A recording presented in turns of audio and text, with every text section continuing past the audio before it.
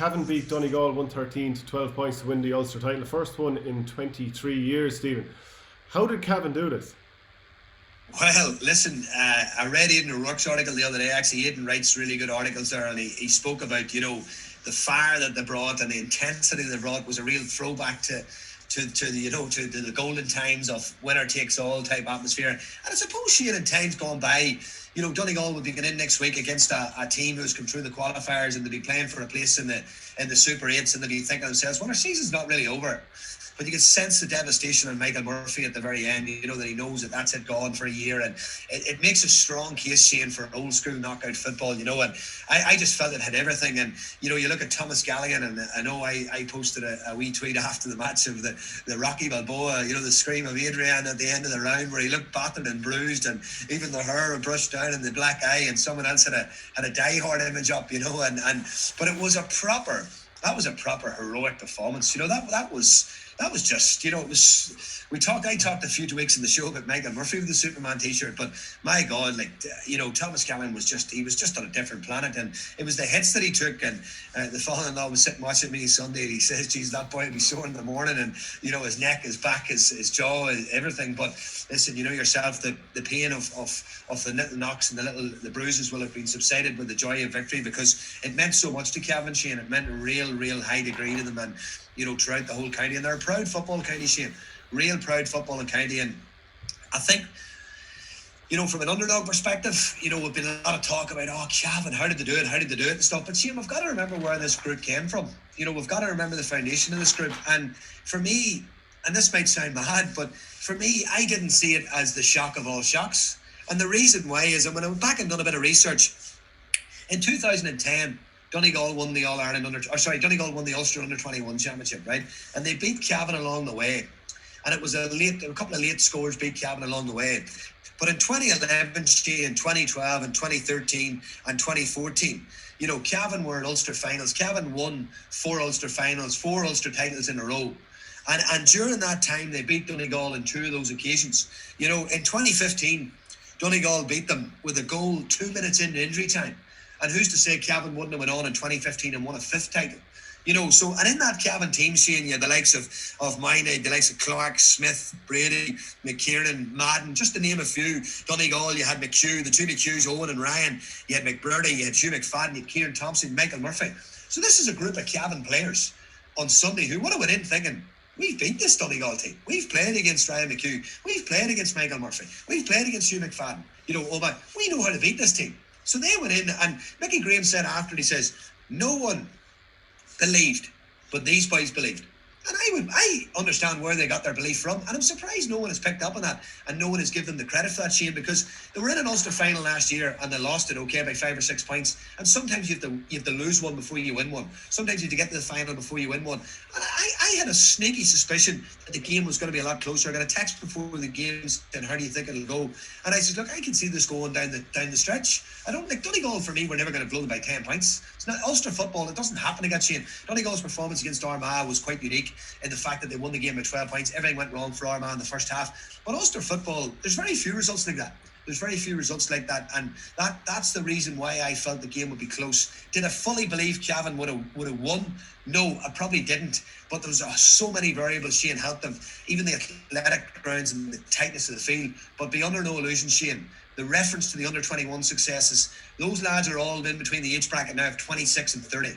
Prime peak time to be successful and to be kicking on. And you'd be under no illusions that them games were mentioned at some stage in the last couple of weeks in the Cavan camp. Yeah, well, it's all about what you do with the resources at hand. And I was digging into a bit of what Cavan have been doing with these players in the past couple of years, because as the game was going on, I was noticing more and more the supreme physical shape that these Cavan lads were in, and the fact that they weren't slowing up against the Donegal team that was supposed to be the closest there is out there to Dublin.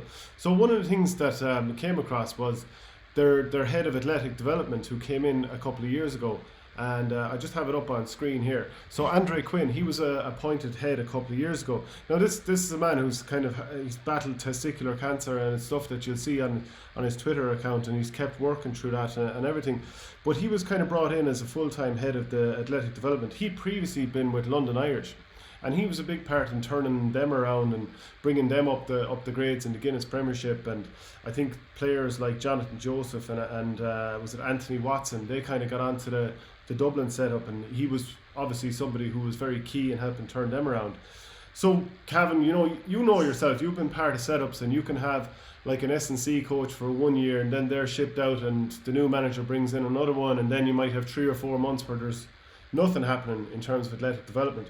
But Cavan went down that route, and Mickey Graham came in a couple of years ago, and Andre Quinn was brought in. And I'm not necessarily saying Mickey's the man who brought him in, but he's in there with him, and he has kind of developed these players massively in the past couple of years. And now that we're here and they're Ulster champions, it's pretty clear that this kind of had a huge impact on them, because athletically they look like a Division 1 team. They've just been relegated to Division 3, but they look like a top side physically. It's hard to believe, Shane, they're in Division 3. It really is, because they've improved as the games have gone on. They've improved game by game. And just to speak on Andre, I believe he's a Down native by from Warrenpoint. It's just a pity we didn't get our hands on him, because look, as a county, I think we had advertised for an athletic performance coach last year. I think because of COVID, I don't think anyone was appointed.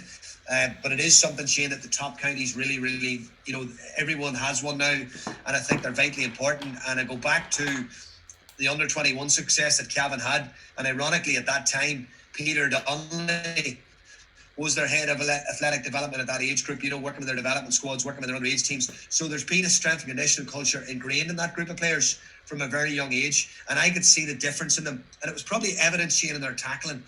Cavan in this area here, in what I would call the middle third, their intensity levels were on a different scale. They were tackling like men possessed. Now that can be, and I actually penned to get like live article about it this week, Shane, about the tackling intensity of the weekend.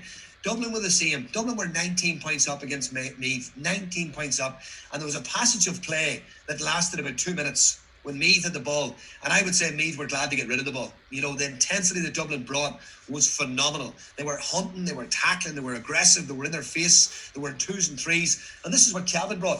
Now, the tightness of the athletic grounds, I don't know if you've ever played in the athletic grounds or been in the athletic grounds, but we've had a number of under-21 games there in the past and school games. It plays tighter. Now, it's not a small field, but it plays tighter, and that tightness of the athletic grounds would have given Cavan a little bit of a physical edge in getting it around Donegal. People talk about Donegal's physicality, but Donegal have some small, slight players too. The McHughs, Owen, Ryan McHugh.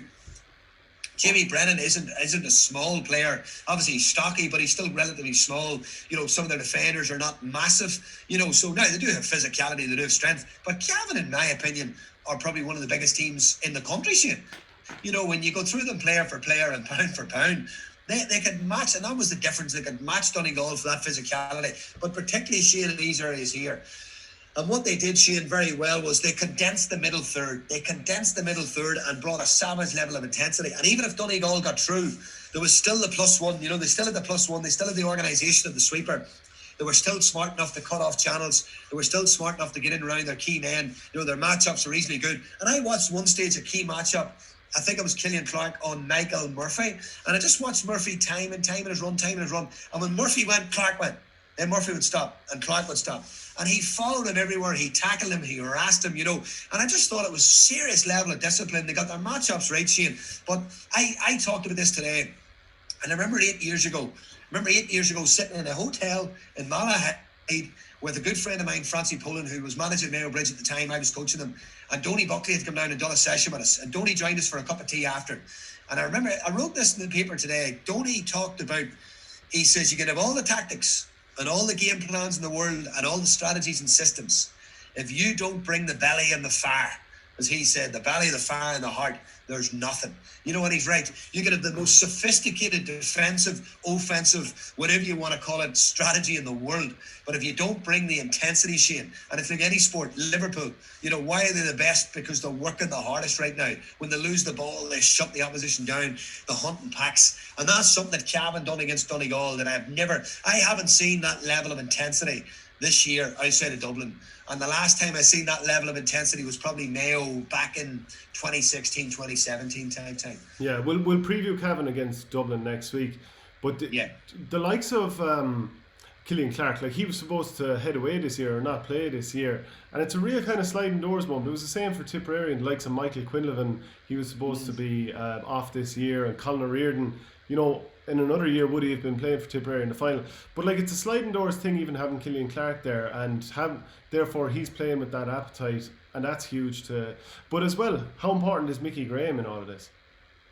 Yeah, well, listen, I was asking a few people in Cavan about him, and what they say is that he has a happy camp. The camp is very happy under him. He's a Cavan man again. He's a proud Cavan man.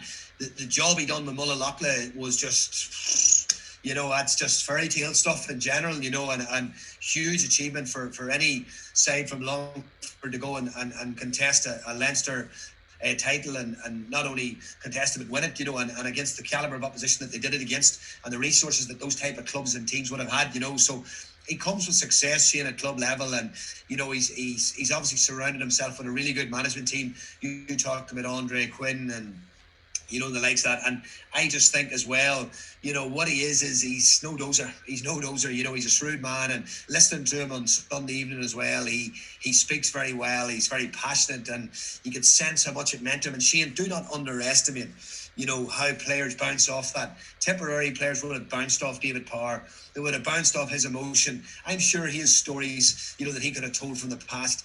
Mickey Graham the same, bouncing off that emotion. It's been 23 or 24 years, whatever it was, or 26 years, whatever the length of time was. And I just felt to myself like, something, he's got something, and he's obviously glued it all together. And listen, back-to-back relegations, there was a lot of Cavan cynics in the background were probably circling and probably thinking, maybe he's not the right man, but you're judged in championship, you're not judged in league, and there's no question about it that it's made a mockery of the whatever cup they're going to call it next year, the V Championship. It's made a bit of a mockery of that anyway, that's for sure.